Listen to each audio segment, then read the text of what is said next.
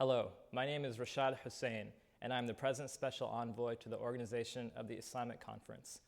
I want to take a couple of minutes to introduce myself and describe what I'll be doing to help implement the partnerships that the President described in his visionary New Beginning address in Cairo last summer. As the President said in Cairo, Islam is part of the American story. And just as we must speak out against negative stereotypes of Islam, we must also speak out against negative stereotypes that depict America as hostile to Islam.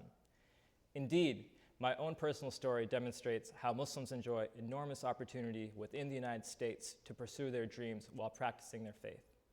I was born in Rawlins, Wyoming, where my father worked as a mining engineer.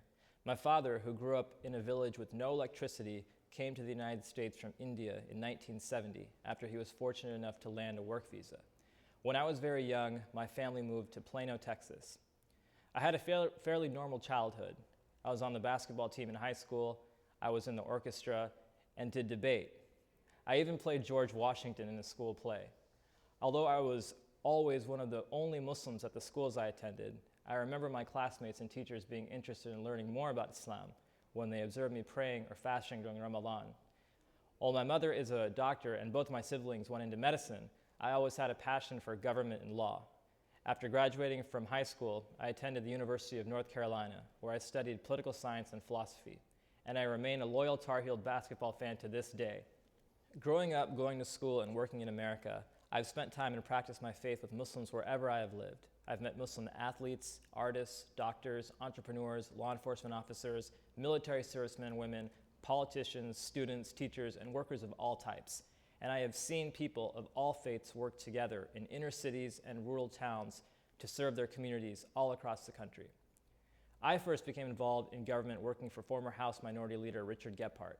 I later joined the House Judiciary Committee, and it was during my time on Capitol Hill when we were attacked on September 11, 2001. Like my fellow citizens, I was shocked and saddened by what took place on that day, but determined to help make sure that such attacks never happened again.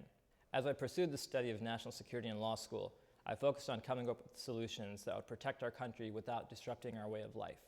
I continue to be committed to this task today. It is a job that isn't always easy, and one that has sometimes been a source of tension between the U.S. and Muslim communities around the world. But it is a challenge that we share, and one we will work together to meet, inshallah, God willing. As someone involved in the fields of Islamic studies, government, and foreign policy, I am also keenly aware of the broader set of issues that form the basis for relations between the United States and Muslim communities.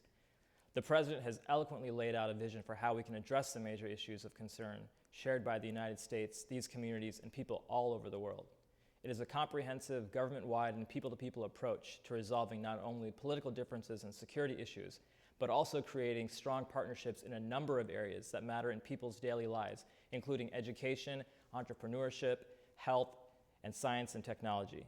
It is a vision based on the premise that people of all faiths share the same fundamental aspirations: to live in peace and security, to get an education, and to work with dignity, to love our families, our community, and our God.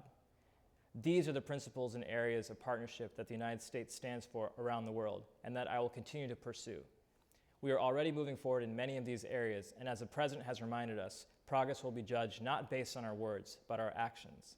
I am honored to serve, and I look forward to updating you on our progress in the upcoming months. Thank you. Assalamu alaikum.